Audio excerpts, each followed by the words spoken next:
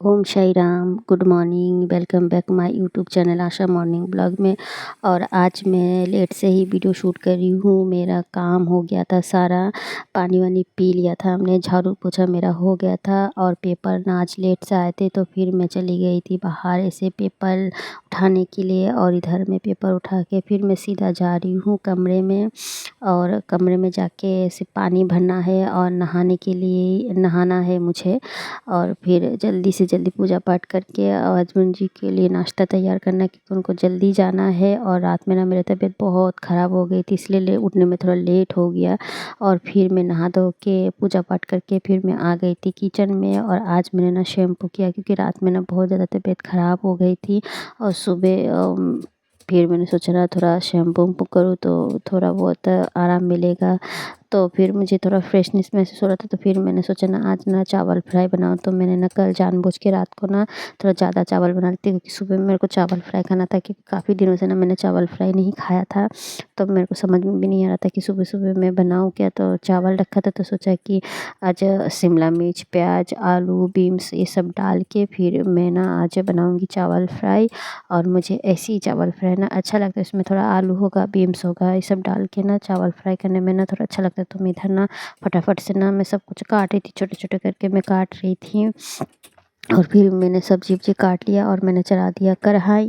और कढ़ाई पे अभी डालूँगी थोड़ा सा तेल, जीरा, और फिर सारा सब्जी डालूँगी। और थोड़ा बेसिक से मसाला डालूँगी, जैसे धनिया पाउडर, नमक, और थोड़ा लाल मिर्च। हल्दी मैं डालती नहीं हूँ चावल फ्राई में, हल्दी डालने से ना मुझे अच्छा नहीं लगता चावल फ्राई। और मैं बिना हल्दी डाल के ही चावल फ्राई बनाती हूँ। और ये चावल फ्राई ना मेरे हस्बैंड ने मुझे सिखाया था कि इस तरीके से ना चावल फ्राई करोगे ना तो अच्छा लगेगा। और मेरे हस्बैंड ना बहुत अच्छी अच्छी तरीके से ना वो चावल फ्राई कर लेते हैं। तो वो चले गए थे नहा धो के पूजा करने के लिए मंदिर। और फिर इधर मैं सब्जी भी मैंने चढ़ा दिया कढ़ाई पे फटाफट से। और फिर इसमें मसाला अभी डाल रही हूँ मैं, नमक और धनिया पाउडर और थोड़ा लाल मिर्च पाउडर, बस यही 3 मसाला होता है मेरे हर सब्जी में। और अभी थोड़ा इसको हिला के फिर मैं दूंगी ढक, और ढक जाएगा, थोड़ा सा पक जाएगा, तब इसमें मैं चावल डाल दूंगी। और फिर चावल को फिर उसमें थोड़ा वो करके फिर मैं बंद कर दूंगी। और फिर साथ के साथ मैं ना किचन भी साफ़ करती जा रही हूँ।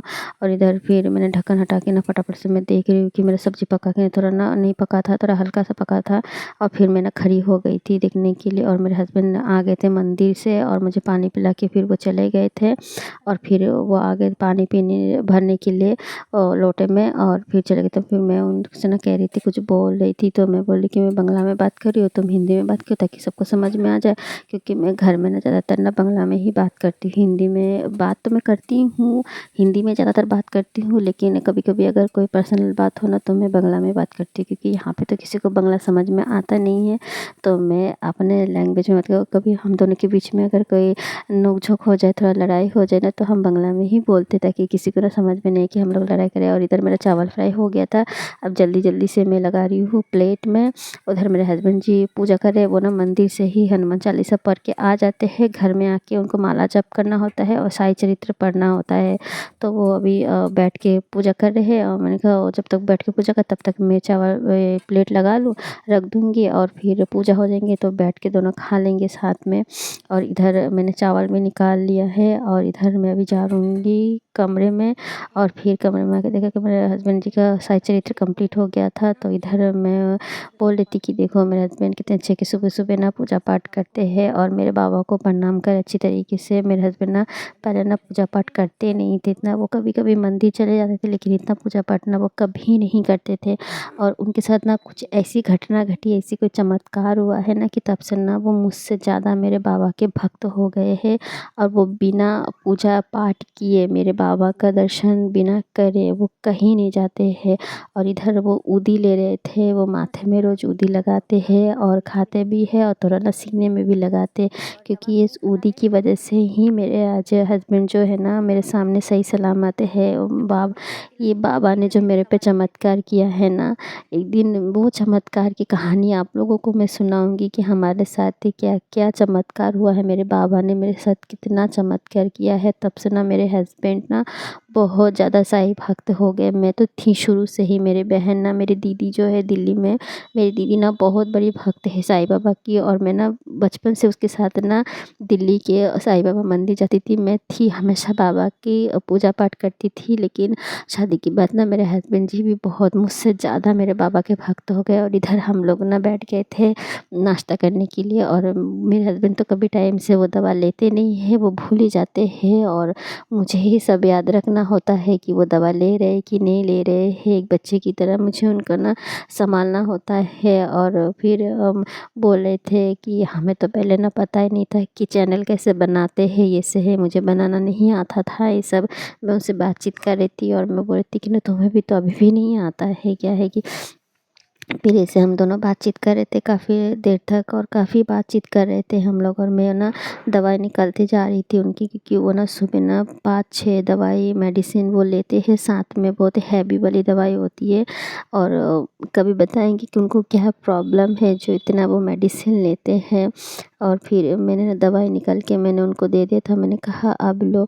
और फिर मैं ना मेरी दीदी की बातें कर रही थी कि जो मेरे बुआ की लड़की है उधर रहती है उत्तराखंड में, तो मैं दीदी के बारे में मैं बातचीत कर रही थी। उनकी उसकी जो बेटी है ना, छोटी है, पर वो हिंदी इतना अच्छा बोलती है ना कि कोई बता ही नहीं सकता है कि वहाँ सब बंगाली है, कोई हिंदी बोलते नहीं, लेकिन वो बच्ची इतना अच्छा हिंदी बोलती है ना, हम लोगों से ज़्यादा अच्छा हिंदी बोलती है। तो वही मेरे हस्बैंड बोले ना कि उसका जो लैंग्वेज है ना वो बहुत स्पष्ट बोलती है। तो मैंने कहा हाँ हाँ, क्यों ना बोलेंगे, क्योंकि मेरे जीजा इतने अच्छे हिंदी बोलती है, और मेरी दीदी भी इतना अच्छा हिंदी बोलती है।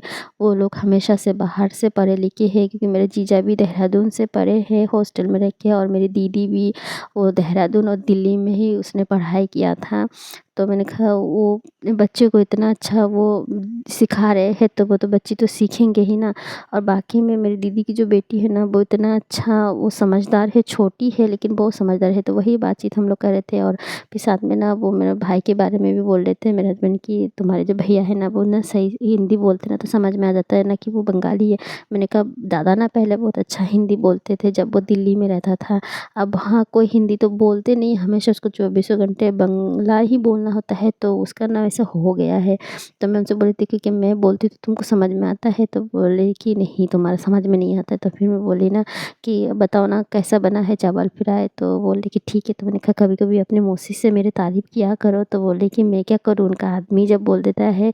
तो मैं बोली कि क्या बोलता है, बोलते कि उनका आदमी बोलता है कि तुम इतना खाना अच्छा बनाती हो।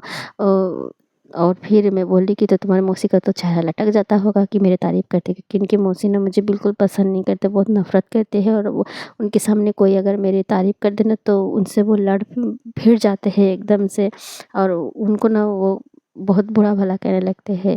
तो फिर मैं उनसे बोल रही थी ना कि जो परमानंद जी है कथावाचक, तो वो ना बोलते हैं कि जो तुम्हारे बारे में, मानो कि कोई अगर कोई तुम्हारे बारे में बुराई करते हैं, हमेशा तुम्हारी ही बुराई करते हैं, बैठ के हमेशा चुगली करते, तो मानो कि तुम्हारे जो पाप है ना वो खंड हो रहा है। तो मैं वही चीज़ अपने हस्बैंड को बता रही थी, क्या ऐसा ही है। तो बोले कि हाँ बोलने दो जिसको जो बोलना है। तो मैं उनसे बोली थी कि ना मैं पहले ना मुझे ना सही में बहुत बुरा लगता था कि मेरे बारे में इनकी मौसी, इनकी मम्मी, इनके पूरे फैमिली वाले मेरे खिलाफ़ इतना साजिश करते हैं, बुरा भला बोलते हैं। तो पहले ना मुझे बहुत ख़राब लगता था, मैं रोती थी और मेरी तबीयत ख़राब हो जाता था। पर मेरे को ना अब समझ में आ गया है कि ये लोग ना चाहते हैं कि मैं सही ना रहूँ, तो मुझे ना इन लोगों की बातों को ध्यान नहीं देना है, मुझे आगे बढ़ना है। इन लोगों की बातें अगर मैं ध्यान दूँगी ना, तो मैं आगे नहीं बढ़ पाऊँगी। तो मैं कहती हूँ कि ना कभी-कभी जहाँ मैं गलत नहीं होती हूँ, मैं कुछ करती नहीं हूँ, लेकिन वहाँ तो जवाब देना पड़ता है ना, वहाँ तो तुम्हें बोलना पड़ेगा, नहीं तो सब लोग सोचेंगे तुम गलत हो। तो फिर एक मामी जो थी ना, वो मामी भी मेरे कुछ दिन बोल रहे थे कि तुम्हारी सास जो है ना, जो तुम्हारे बारे में कितना बुरा भला कहते हैं, पूरे इलाके में तुम्हारा बदनाम ऐसे फैला दिया है। तो मैं उनको कह रही थी कि मामी मुझे अब ना कोई फ़र्क नहीं पड़ता है, उनके बोलने से मैं वैसी तो हो नहीं जाऊँगी ना, मैं अपने भगवान के सामने, मैं अपने बाबा के पास ना मैं अच्छी हूँ, मैं ठीक हूँ। तो फिर मामी ना मेरे को ये बोल रहे थे ना कि सोचो कि तुम्हारा कितना वो हो रहा बुरा है, तुम्हारे बारे में बोलते तुम्हारा परिचय कितना ख़राब हो गया। तो मैं बोलती हूँ ना कि किसी के देखने से बोलने से मैं तो वैसे हो नहीं जाऊँगी, बोलने दो कहने दो, मुझे कोई फ़र्क नहीं पड़ता है। मैं अपने भगवान के सामने ठीक हूँ। फिर मेरे हस्बैंड ना चले गए थे खाना वाना खा के, फिर मैंने सारा काम निपटा लिया। बीच में ननद का फ़ोन आया था, उसके साथ भी 1 घंटा मैंने बतिया लिया है। फिर उसका फ़ोन कट गया था, तो मैंने कहा जल्दी जल्दी ना मैं ना वीडियो शूट कर लेती हूँ। और आज ना मैं बना रही थी सूजी का सॉरी मैं बना रही थी साबूदाना का पापड़, क्योंकि सूजी का मैंने परसों बनाया था और आज मैं बना रही थी साबूदाना का पापड़। और ये सब ना पापड़ वापड़ ना मैं ना फर्स्ट टाइम बना रही हूँ। मैंने ना कभी इस तरीके से ना कभी पापड़ वापड़ मैंने नहीं बनाया था। तो मैं घर में बैठ के मैं क्या करूँ, तो हस्बैंड जी को मैंने बोला कि आप सामान ला के दो और घर बैठे बैठे ना मैं पापड़ बना दूँ, क्योंकि घर बैठे बैठे ना मैं बोर हो जाती हूँ। और किसी से बात करने से, किसी के पास जाने से तो अच्छा है कि आप घर में बैठे खुद काम करो, तो अच्छा ही है। तो मैं ये कड़कती धूप में बैठ के कुछ दिनों से लगातार बना रही हूँ, कभी आलू का पापड़, कभी सूजी का पापड़, और आज बना रही थी साबूदाना का पापड़। और ये मैं ना बना रही हूँ कड़कती धूप में बैठ के, पर मुझे ना बहुत मज़ा आती है, अच्छा लग रहा है ये सब बनाते हुए। और मैं ना शादी के बाद ही ये सब फर्स्ट टाइम, मैंने 4 साल मेरी शादी की, लेकिन 4 साल में अब मैं फ़र्स्ट टाइम ना ये सारे पापड़ बना के, बस मैं चावल का ही बनाती थी, 2 साल से चावल का ही बना रही थी। लेकिन इस बार मैं ना अपने हस्बैंड को कहा कि आप मुझे सामान ला के दो, तो मैं घर में आपको सारा ये सब पापड़ वापड़ बना दूँगी, तो अब साल भर बैठ के आप खा पाओगे। क्योंकि वो ज़्यादा नहीं खाते, लेकिन कभी कभार ना खाने का मुझे भी मन करता है, उनको भी मन करता है। तो मैंने कहा इस बार मैं घर में बना के रख देती हूँ, तो खाते रहेंगे। खरीद के पैसे से क्या फ़ायदा, जो पैसे से आप खरीदोगे ना उससे कम पैसे में तो मैं घर में बना के रख दूँगी, तो आप ज़्यादा दिन तक खा पाओगे। और मैं घर में बनाऊँगी तो उसमें कोई मिलावट नहीं होगा, तो अच्छा ही होगा। और फिर ये मैं कुछ से पापड़ बनाते बनाते पूरा खलिया सी हो गई हूँ, लेकिन फिर भी अच्छा लग रहा है बनाने में। और फिर इधर ये 2 कटोरी साबूदाना से ही मैंने इतना सारा पापड़ बना लिया है आज। और फिर मुझे और सारे पापड़ बनाने हैं, मुझे अभी चावल का बनाना है, आलू का और भी बनाना है, फिर दाल का मुझे पापड़ बनाना है। तो उसकी भी हम रेसिपी दिखाएंगे आपको कि कैसे बनता है, कैसे बनाती हूँ मैं। और मुझे यकीन ही नहीं हो रहा है कि फ़र्स्ट टाइम बना रही हूँ, पर सब इतना अच्छा बन रहा है। और फिर ये मैं बना रही थी धूप में, कड़कती धूप में बैठ के पापड़। 2 ही कटोरी साबूदाना से मैंने ढेरों सारा पापड़ बना लिया है।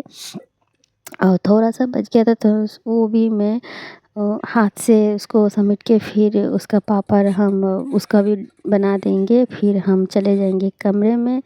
और मेरा पूरा सारा दिन का काम यहीं तक समाप्त नहीं होता है, इसके बाद और भी काम है मेरा। वीडियो वीडियो मेरे को एडिटिंग करना होता है। और मैं कहती हूँ ना, दूसरों से बात करने से क्या फ़ायदा, घर में बैठ के ही आप काम करते रहो। और फिर उधर मेरा पापड़ हो गया था, और पापड़ बनाने के बाद कुछ इस तरीके से दिख रहा था मेरा पापड़। पहले दिन मैंने सूजी का बनाया था। और अगर आप लोगों को मेरा वीडियो अच्छा लगे तो like share comment and subscribe ज़रूर